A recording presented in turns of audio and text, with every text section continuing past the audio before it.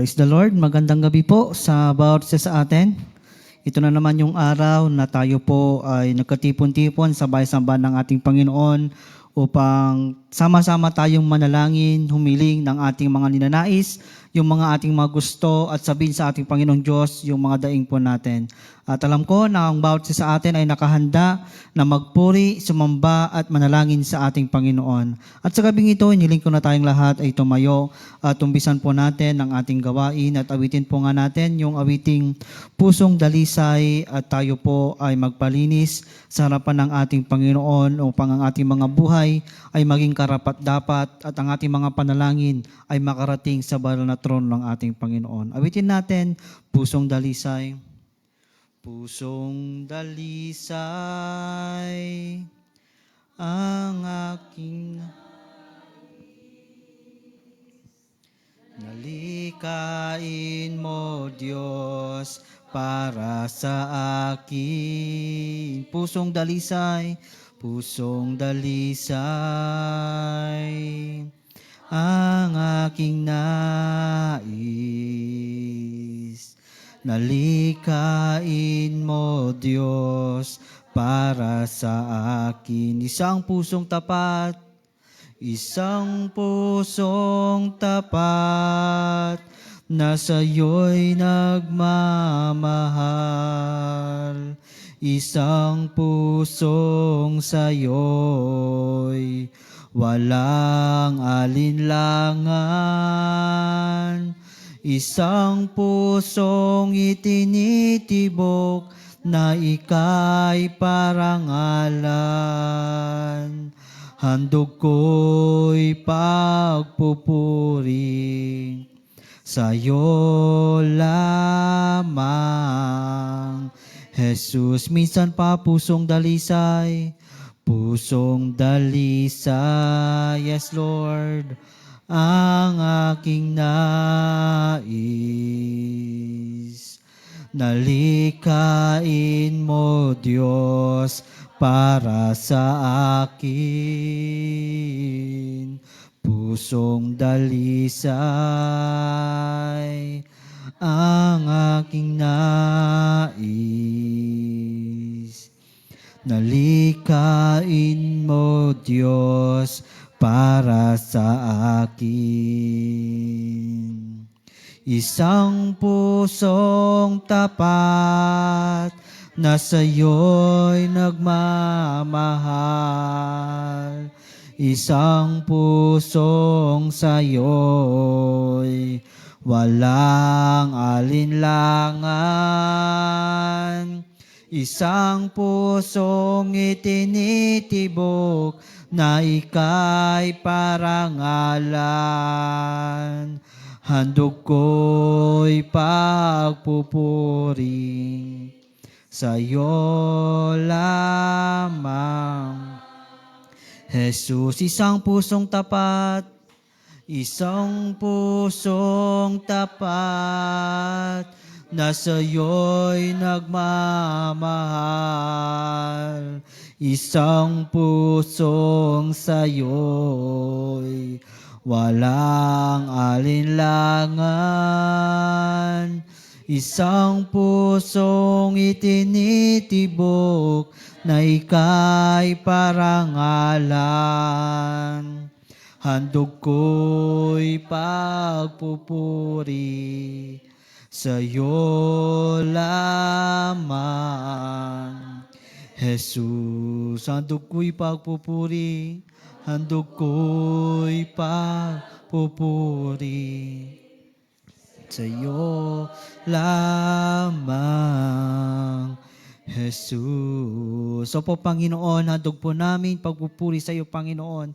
Dahil ikaw ang Diyos na karapat-dapat na tumanggap ng lahat ng aming mga papuri, lahat po ng aming mga pagsamba. Dahil ikaw ang Diyos na dakila at ikaw ang Diyos na napakabuti sa aming mga buhay. Kagaya po, Panginoon, ng aming mga inawit, kami, Panginoon, ay nagpapalinis at gawing mong pusong tapat ang aming mga puso, Panginoong Diyos, at patuloy na patawarin ang aming mga pagkakasala upang ang aming mga buhay ay maging kaaya at maging karapat-dapat sa iyong banal na harapan. Sa gabing ito, Panginoong Diyos, salamat muli sa buong maghapon ay binigay sa amin. Salamat sa kalakasan, sa proteksyon, sa patuloy na pagpapala mo na siyang nararanasan po ng bawat isa sa amin. Salamat, Panginoong Diyos, dahil alam po namin, Panginoon, na sa lahat po ng nangyayari sa aming mga buhay, ay andyan ka na siyang patuloy na nag-iingat at patuloy nagbe-bless sa aming mga buhay. Salamat, Panginoong Diyos, dahil alam po namin na nabubuhay pa rin kami sa mundong ito dahil sa iyong pagpapala, dahil sa iyong tulong sa buhay po ng bawat isa sa amin.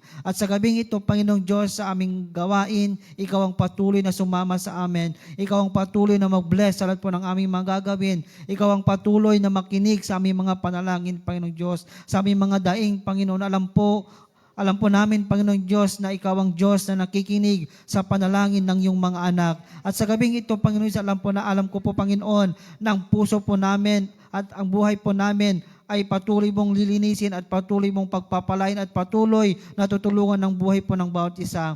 At sa gabing ito, Panginoong Diyos, sa iyong lingkod na yung gagamitin upang magpahayag ng iyong mga salita, gamitin mo po siya, Panginoon, upang maging daluyan siya nagpagpapala sa amin at sa iyong mga salita na siyang mapapakinggan po namin. Ito po ay magsilbing encouragement at patuloy, Panginoong Diyos, na mamuhay ayon sa iyong kalooban at mamuhay ng may pananampalataya sa iyo. Sa gabing ito, Panginoong Diyos, ikinukumit po namin ang aming gawain at ikinukumit po namin ang aming buhay sa iyo at alam po namin na magtatagumpay po kami dahil sa iyong tulong sa gabing ito. Salamat, Panginoon Diyos, sa gabing ito. Alam po namin, Panginoon, na patuloy mo kaming sasamahan at yung Banal na Espiritu na siyang patuloy na mangungusap at nasa aming kalagitnaan, Panginoong Diyos. Salamat, Panginoon. Ito pong aming dalangin sa pangalan ni Jesus.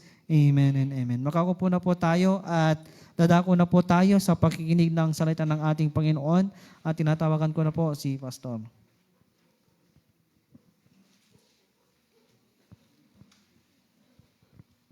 Purihin po ang Panginoon. God is good. Okay, napakabuti po ng ating Panginoon. Open your Bible to the book of Psalm, chapter 34. Okay, verse 15, okay, hanggang sa 19. Babasahin ko po sa Tagalog. Ganito pong nakasulat. Okay, sabi niya rito, ang mga mata ni Yahweh sa matuwid na katingin, nakatuon. Sa kanilang pagdaing, lagi siyang tumutugon. Sa mga masasama siya'y tumatalikod at sa alaala sila'y mawawala. Agad dinirinig, 34:15. Okay. Agad dinirinig ang daing ng matuwid. Inililigtas sila sa mga panganib. Tinutulungan niya ang mga nagdurusa at dibinibigo ang walang pag-asa. Verse 19, ang taong matuwid may suliranin man, sa tulong ni Yahweh ay agad maiibsan. Kukupkupin niya ng lubos-lubusan kahit isang butoy, hindi mababali. Purihin po ang Panginoon. Napakaganda po ng ating binasa. Ito po ay awit, panalangin ni David. Sa title pa lang ng Psalm 34, ito po yung tinatawag na a prayer of thanksgiving to the goodness of the Lord. Ipasasalamat sa kabutihan ng Diyos. Kaya nga doon sa verse 8 yata yun, yung sinabi niyang taste and see, the Lord is good. Tingnan ninyo, ang Diyos ay mabuti. Yun ang pinaka-keyword niya. But in verse 15, makikita natin, yung pong binipisyo, yung pong kagandahan ng taong may takot sa Diyos. Una po, titignan natin doon na sinabi niya po doon, yung verse 15, mababasa po natin sa verse 15, sinabi niya, ang mga mata ni Yahweh ay sa matuwid na katuon, ang kanilang pagdaing ay lagi siyang tumutugon. Doon sa sinabi niya rito na ang very attentive siya sa mga matuwid. Purihin po ang Panginoon. Ang mata ng Panginoon ay nakatuon. Ibig sabihin, we are being guided. We are being protected by the Lord. Amen. Inaayos niya po yung ating mga lakad. Ginagabayan niya po tayo. At talagang dahil nakatuon ang kanyang paningin sa atin, yun ang encouragement sa atin na talagang hindi niya tayo pinababayaan. And it will serve also as a warning na tinitignan tayo ng Panginoon at ito'y magpapaalala sa atin para mapalayo po tayo sa pagkakamali. It will serve as a warning. Purihin po ang Panginoon. Hindi lang yan, yung sumunod sabi niya ay kanilang, sa verse 15 tayo, no? Sa kanilang pagdaing, lagi siyang tumutugon. Praise the Lord. Amen. Sa kanilang pagdaing, lagi siyang tumutugon. Ito ang karanasan ni David. Sa kanilang pagdaing, at pinagkumpara niya, there's a comparison between the unbeliever and believer. Doon sa unbeliever, sabi niya, tumatalikod ang Panginoon sa mga masasama. At ang kanilang alaala, at sila hindi na, sabi niya doon, at sa alaala, sila'y mawawala. So makikita natin that a comparison between the righteous and the unrighteous. The first is being guided by the Lord, is being protected by God. His prayer is being answered by the Lord. Amen. At makikita natin, yung hindi mananampalataya, sabi niya rito, tumatalikod. Hindi pinapansin ang mga hindi mananampalataya. Meaning to say, their prayer will not be answered. At ang kanilang alaala ay mawawala. But the righteous ay hindi po ganon. Ano pa yung sumunod? Napakaganda yung nasa verse 17. Ang sabi ng 17, agad dinirinig ang daing ng matuwid, inililigtas sila sa mga panganib. Sa verse 19, 18, tinutulungan niya ang mga nagdurusa at binibigo ang walang pag-asa. So, there are times na naranasan ito na because David is testifying the goodness of the Lord. Ang sabi niya talagang dinirinig niya at tinutulungan niya ang nagdurusa at binibigyan niya ng pag-asa ang mga nawawalan na ng pag-asa. So, napakagandang tignan natin ang mga benepisyo ng isang mananampalataya. At sumunod dito, doon sa 19, ang taong matuwid, wow, ito dapat markahan niyo to. Ang ganda, no? Itong verse 19. Basahin ko po. Magandang markahan ito. Ang taong matuwid, sabi niyo doon, may suliranin man, ano sumunod? Sa tulong ni Yahweh, agad maibsan. Ulitin po natin. Kailangan ko bang i-expound pa ito? Pero ang ganda, sabi pagkasabi, di po ba? Doon na lang. Ang taong matuwid, may suliranin man, sa tulong ni Yahweh, agad maibsan. Tignan natin sa ibang version. Okay. Verse 17. Ang matuwid ay nagsidaing at dinidinig ng Panginoon at iniligtas sila sa lahat nilang mga kabagabagan. Sa 19, sabi niya sa English, many are the affliction of the righteous, but the Lord delivered him out of them all. Marami ang kadalamhitian ng matuwid, ngunit inililigtas ng Panginoon sa lahat. Purihin po ang Panginoon. Amen. Pero maganda rin ang translation na isa, no? Sabi niya, ang mga matuwid may suliranin man sa tulong ni Yahweh ay maiibsan. Agad maiibsan. So saan po tayo? Ano pa po ang hahanapin natin? Sa Diyos. Di po ba napakabuti po ng Diyos? Amen? Di po ba ang ganda pong maglingkod sa Panginoon? Di po ba ang ganda pong sumunod sa Panginoon?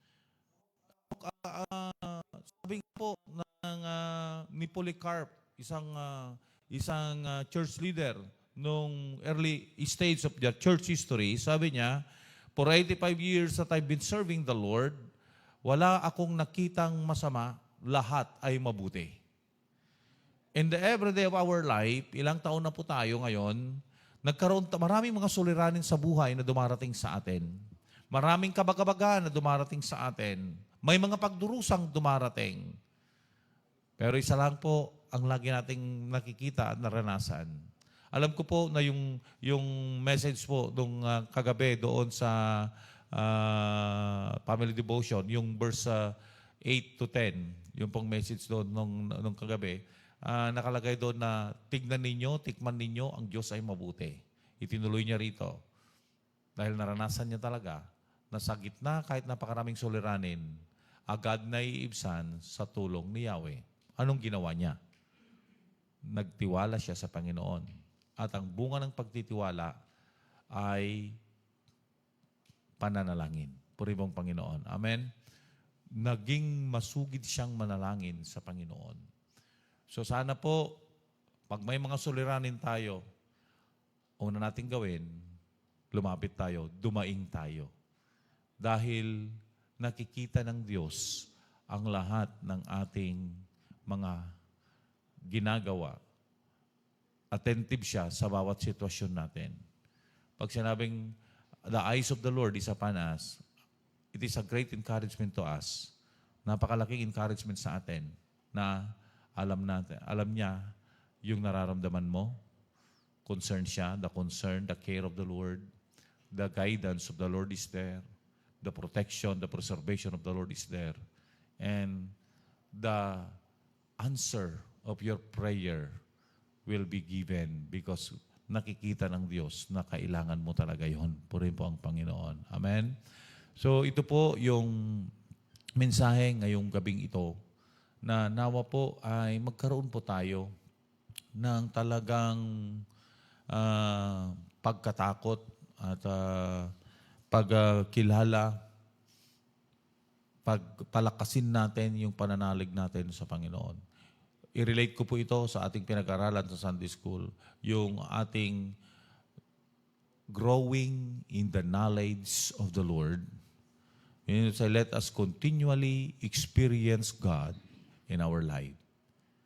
Dahil ito po talaga yung sikreto kung paano natin i-enjoy yung buhay ng isang matuwid, isang mananampalataya. Yung maranasan natin yung kagandahang loob ng Panginoon.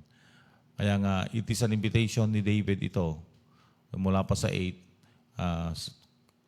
taste and see, the Lord is good. Sabi niya doon. Then sa bandang huli, ipinatutuon niya na yung naranasan niya. Alam ko na hindi lang si David ang magsasabi nito. Even us, tayo po, naranasan na natin. Ilang beses ka na bang nagka-problema? Ilang beses na ba na nakita mo kung paano kumilos gumalaw ng Panginoon sa mga suliranin mo? Anong mga himala ang ginawa ng Diyos sa iyong buhay? Nung nagkasakit ka, hindi ba napakagaling ng Panginoon? We have experienced more of the greatness and goodness of the Lord in our life. Even as sa buhay naming mag-asawa ni Pastora, we have seen the hand of the Lord. Kahit po nung magkasakit siya, talagang pinagaling siya ng Panginoon. We have experienced, at hindi lang po kami, alam kong pati kayo. At nawa may testify natin na ang Diyos ay nakikinig sa ating mga may suliranin mang dumarating. Huwag tayong malungkot. Huwag tayong mawalan ng pag-asa. Huwag tayong panghinaan ng loob. Dahil yung sinabi niya sa 19, dumarating man ang suliranin, agad na sa tulong ni Yahweh, agad na iibsan. Purihin po ang Panginoon. Amen? Kaya this is the message and it will encourage us to kneel down every now and then to the Lord. Ang pinakamagandang solusyon sa lahat ng problema ay matatagpuan down on our knees. Meron po tayong awit. Down on my knees, I found my Jesus. Down on my knees, I found my Lord. Not in the valley, nor in the mountain. Down on my knees, I found my Lord. Meaning to say, in our knees, we will experience yung sinasabi ng Psalm. Purihin po ang Panginoon. Niling ko pong tumayo po tayong lahat. And let us go to our prayer. Then after our prayer, we will have the corporate prayer. So, hindi ko po alam kung ano po yung mga panalangin nyo. But as you kneel down, panghawakan nyo itong mga binasa kong salita ng Panginoon. Binasa natin at pinagbulay-bulayan natin na salita ng Panginoon. Habang ikaw ay nakaluhod, tinitignan ka ng Diyos, dinirinig niya ang iyong mga daing at nakanda niyang ibigay ang tugon ng iyong panalangin. Hallelujah. Thank you, Jesus. Let us sing a song. Hallelujah, Lord. Lord, I come to you. Let my heart be changed, renewed, flowing from the grace that I found in you. Lord, I come to know the weaknesses I've seen in me will be stripped away by the power of your love. Hold me close, hold me close. You let your love surrounds me. Bring me near, draw me to your side.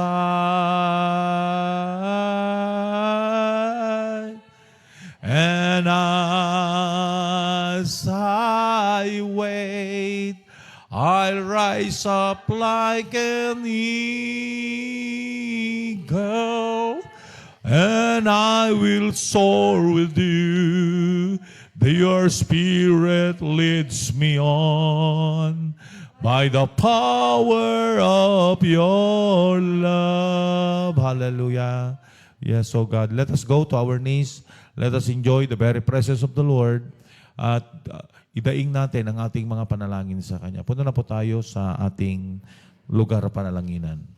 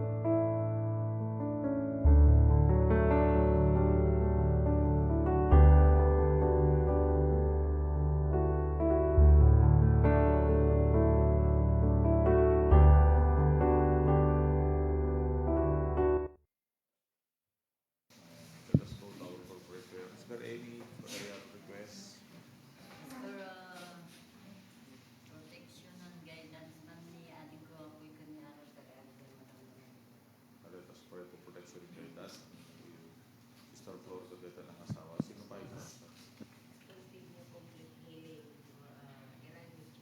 us pray for complete healing ni Irania. Healing po kay Angel Pastor.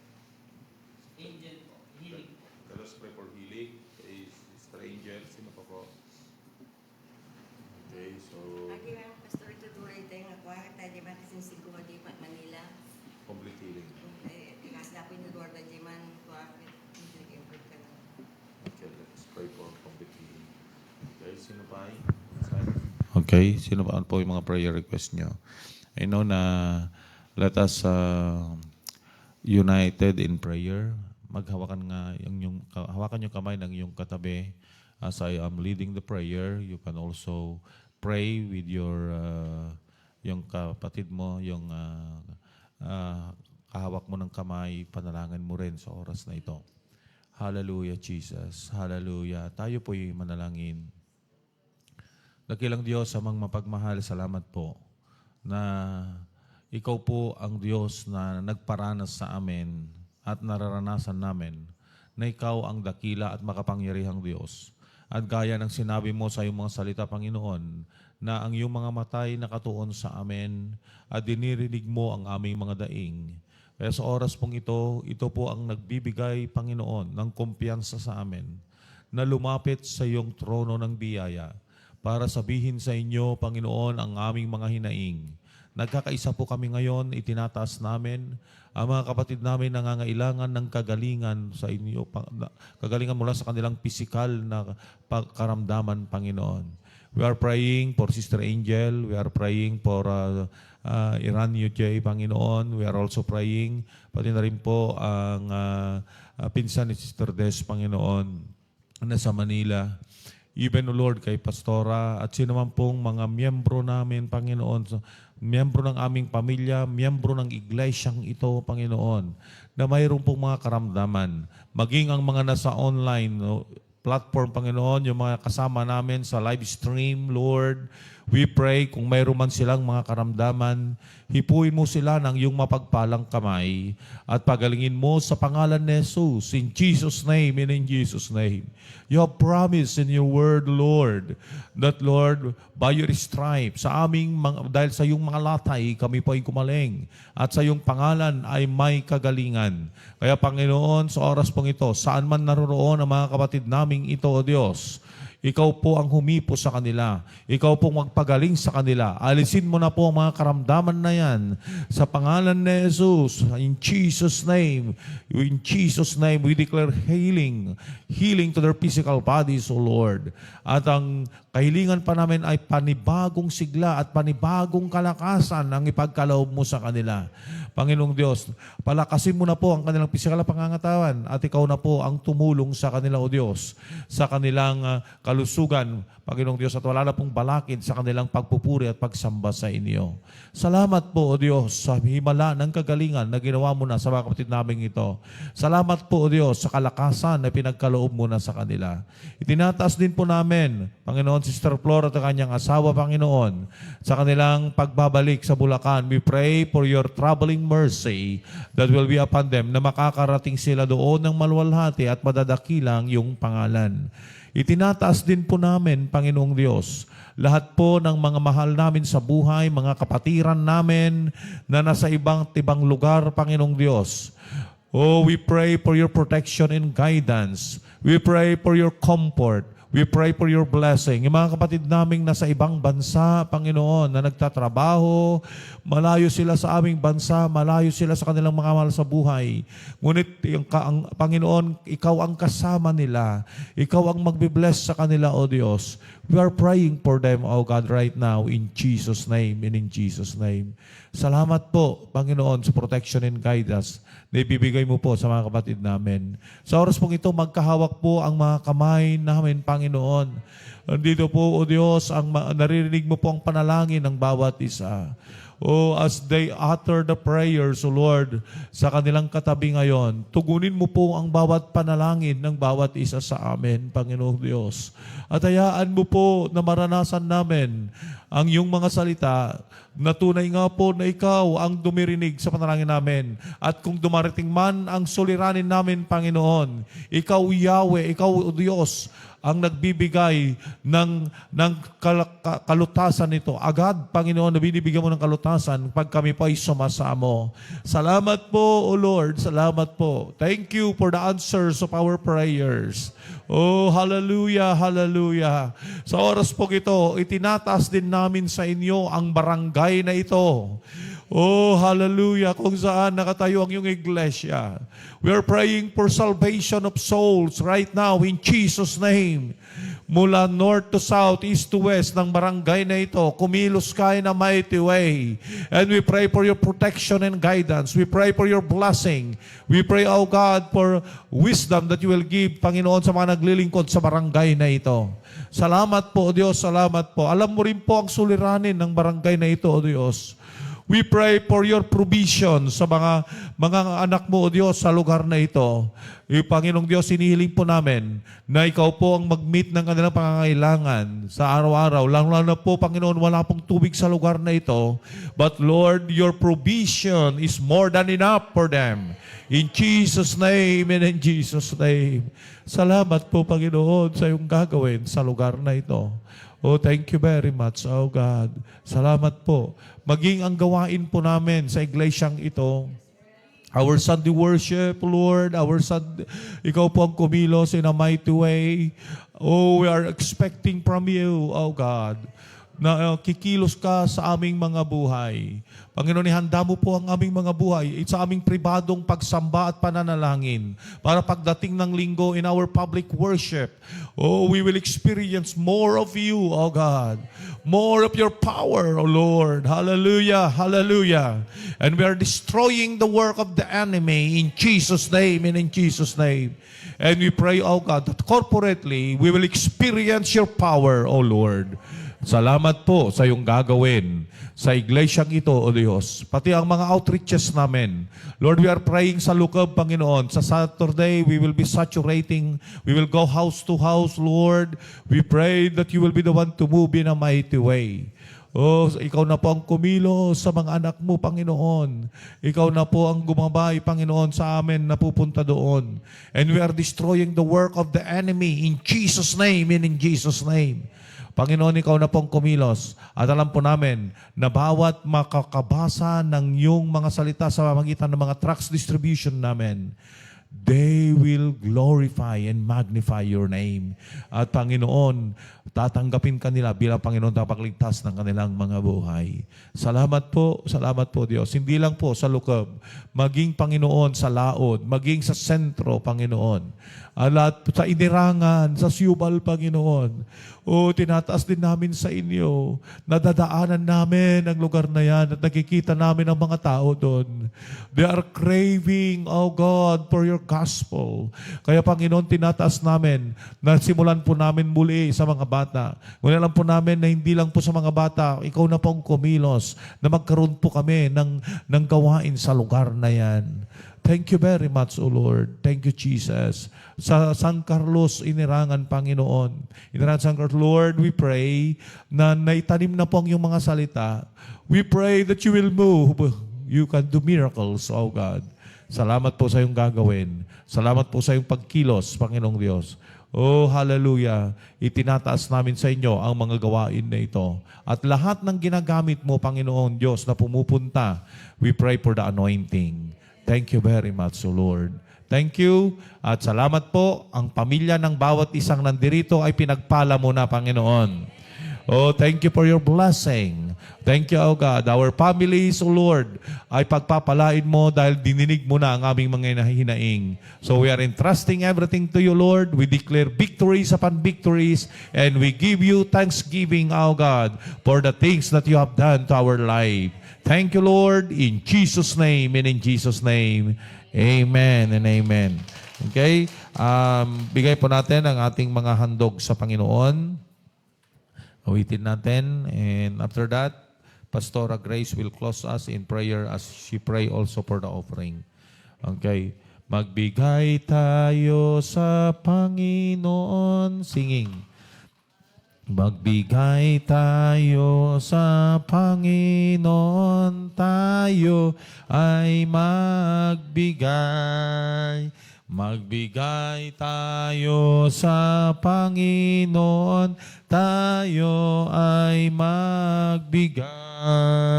Ibabalik, siksik, liglig at umaapaw.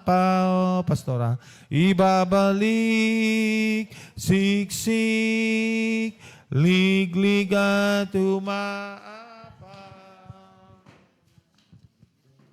Tayo po'y manalangin. Makapangyarihang Diyos, Ama naming banal, salamat po sa pagkakataon na ito na mayroon po kaming pribilehyo na makatulong sa iyong gawain. Andito na po ang aming mga handog. Tanggapin mo po ito bilang matamis na samyo sa inyong harapan at magagamit lamang ito para sa iyong kaluwalhatian. Patuloy na pagpalain mo ang bawat isa sa amin. Ano man po ang mga trabaho ng bawat isa, Lord, basbasan mo po kami. Ano man po yung mga pinagkukunan namin, alam namin, O Diyos, na pagpapalain mo ang bawat trabaho na meron kami. Salamat po, O Diyos, at naniniwala po kami na kung kami po, O Diyos, ay nagbibigay sa iyong gawain, patuloy, O Diyos, na mararanasan namin ang iyong pagpapala rin sa aming mga buhay, maging sa mga finansyal, at sa lahat ng aming mga pangangailangan, Panginoon, maging sa mga pagkain namin, sa araw-araw, sa inyo po kami umaasa, maging sa tubig dito sa San Miguel, Panginoon. Alam namin na hindi mo po kami pababayaan. Sa lahat ng aspeto ng aming mga buhay, sa inyo namin ipinagkakatiwala, Panginoon, at umaasa po kami sa pagpapala mo sa aming mga buhay at kailanman hindi mo po kami pababayaan. Salamat po, Diyos. Ito po ang aming samo at dalangin sa pangalan ni Jesus. Amen. Magandang gabi po sa ating lahat.